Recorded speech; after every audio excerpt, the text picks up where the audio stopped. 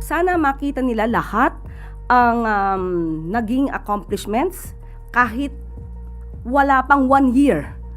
Kahit wala pang 1 year, marami na pong nagawa. With the plans of the Marcos administration to boost infra spending sa second half ng 2026, nalinis na po kaya ng government ang list ng mga contractors na involved sa public works? Actually, noong September 2025 na nakaraang taon ay alam po natin na siyam sa korporasyon ng mga diskaya ay na-revoke na po ang license. At sa ngayon po ay ang gusto rin po ng DPWH, ng DTI, ang lahat ng mga lehitimo na kontraktor, mga kontraktor na may puso, at mayroon silang tinatawag nating kagustuhan talaga na magtrabaho para sa gobyerno at para sa taong bayan, kayo po ay hinihikayat na sumali. Sa ngayon, mayroon po ang DPWH na online blacklisting portal kung saan makikita niyo po ang mga listahan ng mga korporasyon na sa ngayon ay blacklisted. Follow up lang po, ma'am. Bali dun sa, may na-mention po si Pangulo na initial na 15 contractors last year na nakakuha ng bulk po ng mga infrastructure, flood control projects. Ilan po kaya dun yung parang na-clear na ng government? Ilan naman po dun yung parang nag-undergo pa ng screening or vetting process? Sa ngayon, Sam, hinihingi natin ang pinakalistahan ng DPWH pero ibibigay po nila siguro bukas ang mga listahang ito. Pero sa ngayon po, ang maibibigay ko sa inyo ay ang mga online blacklisting na nasa portal nila. Ang listahan na naka-blacklisted na korporasyon. Last na lang po for my part, ma'am. Bali sa ngayon po, ma-ensure po ba ng Marcos administration ang lahat ng mga infrastructure projects ng government? Bali na vet na po lahat ng contractors nun. Hindi na po sila involved sa kahit anong anomalies. Yan po ang naisin ng Pangulo. Kaya nga po nagsagawa ng mga investigasyong isinagawa hanggang ngayon, simula nung nakaraan, ay para maayos po kung ano mga ginawang mali, kung anong ginawang mga pang-aabuso. Yan po ay gustong matama ng ating Pangulo. So, kung hindi po talaga gumasta masyado at nagkaroon ng pag-iingat sa pondo ng bayan dahil sa nangyaring ito sa flood control mess, sinisiguro po naman ngayon ng administrasyon, lalong-lalo na rin po ng DBM, na sila po ay mag-release ng pondo sa tama. Thank you po, ma'am. Sunod na tanong, Ivy Reyes, Bilyonaryo.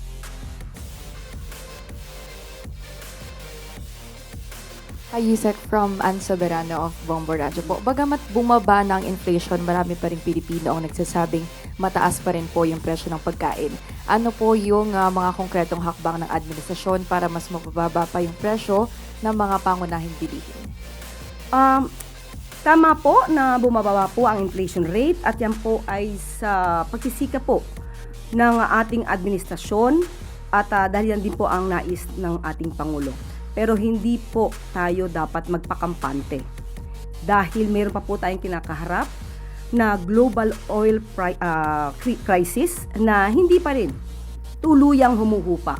So, sa ngayon po, patuloy pa rin po ang isinasagawa na programa ng administrasyon. Nandyan din po yung sinasabi nating pagbibigay ng fuel subsidy for PUVs, pati po sa mga farmers, sa fisher folks at sa mga suporta sa mga farm input kagaya ng pagbibigay ng binhi at abono sa lupa. Nandyan din po ang financial assistance para sa mga small scale farmers natin, pati po ang Kadiwa stores na nagbebenta ng mas mura na bilihin tulad ng bigas, gulay, isda at ibang basic necessities. Nandyan din po yung 10 kilo or rather 10 piso kada kilo na bigas na makikita at mabibili sa Kadiwa stores. Ang 20 pesos na bigas, kada kilo na bigas na makikita at mabibili sa Kadiwa. At nandyan din po ang pamimigay ng 10 kilos na bigas kada 2 buwan sa milyon-milyong pamilyang Pilipino. So ito po ay nakakatulong para po maibsan ang bilihin, no? Ang mataas na bilihin ng ating mga kababayan. Pero sabi nga po ng ating administrasyon, hindi po magpapakampante ang gobyerno kahit po sinasabi natin bumababa yung inflation rate. Patuloy pa rin po ang pagtatrabaho para po magtuloy-tuloy na maibaba ang presyo ng mga bilihin. And Yusek, may plano raw po ba ang Malacanang na magbigay pa ng panibago o karagdagang ayuda or subsidy sa mga sector na naghihirapan pa rin po? Meron po, pero ang Pangulo na lang po ang mag-a-announce ito. And for my question, Yusek, how do you respond to criticisms na magwa 1 year na raw po since the President's last SONA at hindi pa rin daw po napapanagot yung mga dapat managot sa naisiwalat na flood control scandal ng administrasyon po? Ivy, sino nagsabi niya? The protests from this weekend po. Itong The white- kahapon? the white right? paper. 20. Yeah. Okay. Siguro mas maganda po talaga makita nila yung mga updates kung ano ang nakikitang pagpapaimbestiga ng administrasyon. Hindi naman din po nagpapahinga ang Ombudsman, ang DOJ, pati ang DPWH para mapanagot ang lahat ng dapat na managot. Meron na po naman nasampahan na kaso. Meron na pong 2 na sasabihin natin na dating senador, kasalukuyang senador, na ngayon po ay nililitis. Although hindi natin sasabi na sila lahat ngayon ay guilty na dahil ito po ay depende sa magiging desisyon ng korte. Pero sana makita nila lahat ang naging accomplishments kahit wala pang 1 year. Kahit wala pang 1 year, marami na pong nagawa. Nagkaroon na rin po ng freeze ng assets ng mga sinasabi nating maaaring sangkot sa flood control mess. So sana po ay makita nila ito at wag na masabing walang ginagawa ang gobyerno dahil wala pa 1 taon pero marami na po ang nagawa kung ikukumpara sa mga nakaraang administrasyon. Sunod na tanong, Tina Maralit, The Manila Times. Good afternoon, Yusek.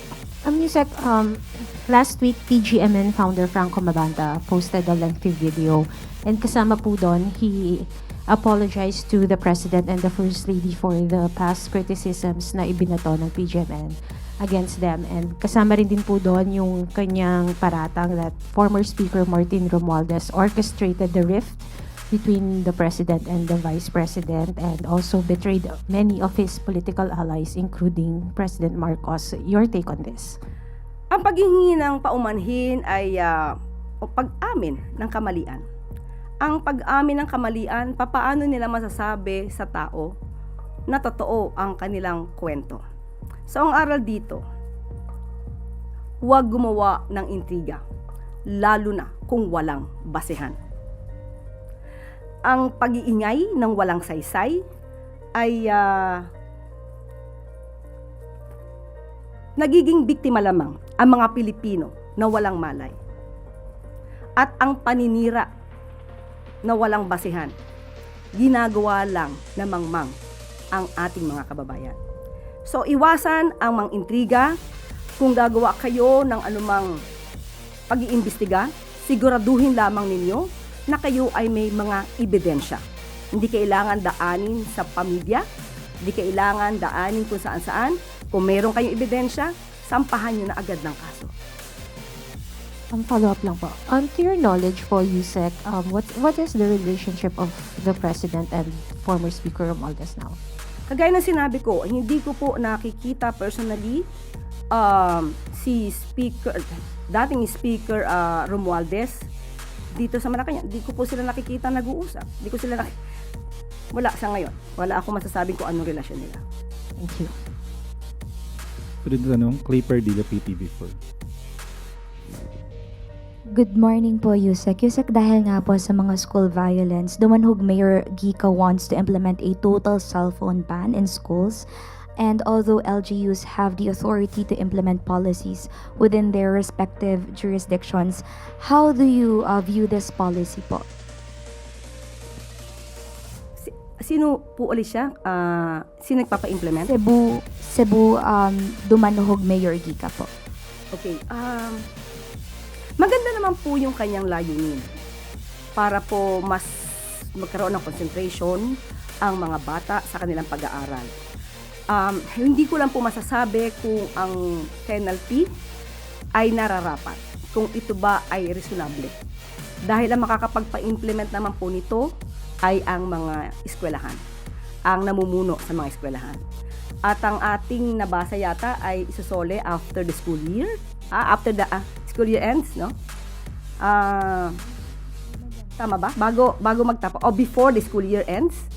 Or after? After, right? So, hindi ko alam kung tama po ba yung penalty na ibibigay kung makatwiran ba siya o reasonable. Pero ma'am, would Malacanang consider supporting a nationwide cellphone ban in schools? And ano po yung nakita niyong benefits to students and teachers? Actually, humingi po tayo ng opinion kay Secretary Sani Angara.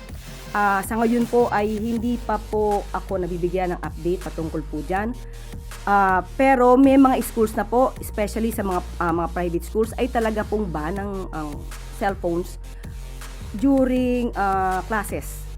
So, ibinabalik naman to or hindi kailangan mailabas ito during classes. So, but pwede naman nilang gamitin, especially pag kailangan po ng mga sa emergency cases. Thank you po, Yusek. Follow-up question, Tina Maralit, The Manila Times. Ma'am, related din po sa question ni Clay. The LG Secretary Remulla proposed the amendments to our gun laws dahil nga po sa mga nangyaring school violence. Is the palace inclined to support this? Depende po, ano po yung magiging proposal kung ito naman po ay makakabuti talaga para sa lalong proteksyon at seguridad ng ating mga kababayan. Hindi po naman talaga kailangan sobrang yung binibigay na leeway para ikaw ay magkaroon ng armas, lalong-lalo na kung hindi ka naman responsable. Thank you. Sunod na tanong, Maricel Nalili, TV5. Good afternoon po, Yusek. Yusek, may we have the palace's reaction on the statement posted by the Chinese embassy in reaction to Defense Secretary Gilbert Teodoro's stance on China issue? Ulitin po natin, ang Pangulo po, ang direktiba po, patungkol po sa pakikipag-ugnayan sa ibang bansa, lalong-lalo po patungkol sa West Philippine Sea, dapat ay daanin sa diplomatikong pamamaraan. We could protect our rights, we could fight for our interests in a diplomatic manner. Yan naman po ang nais ng Pangulo. Wala naman po tayong provokasyon, wala naman po tayong aggression, at wala naman din pong pananakop na ginagawa ang Pilipinas kahit kanino mang teritoryo. Ang China, ang bansang China ay tumutupad sa kanilang batas at sa kanilang polisiya. Ganon din po ang Pilipinas. At si Secretary Gibo ay tumutupad lang din sa kanyang mandato, kagaya rin po ng mga opisyales ng bansang China. So, kung ano man po ang detalye pa na patungkol sa tugon na ito, ay maaari po natin itanong po kay Secretary Tess Lazaro.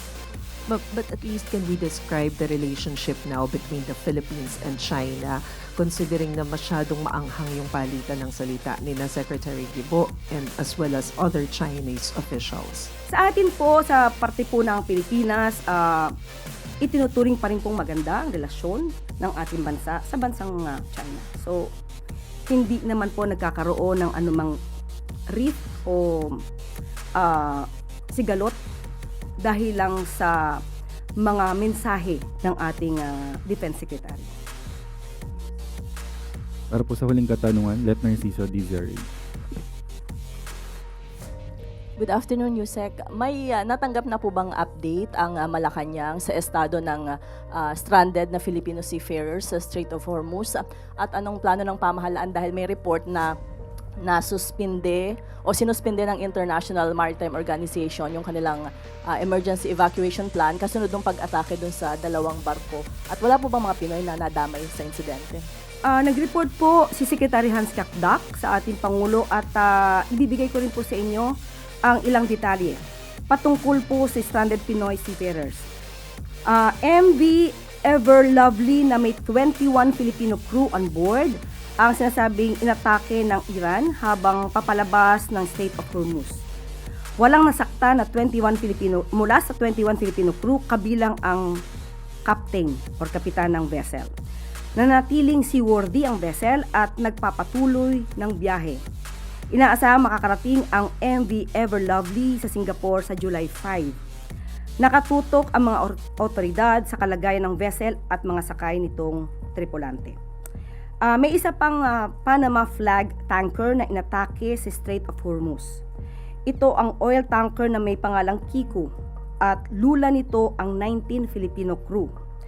Nananatiling seaworthy ang vessel at nagpatuloy sa biyahe. Walang nasaktan na 19 Filipino sailors na sakay nito.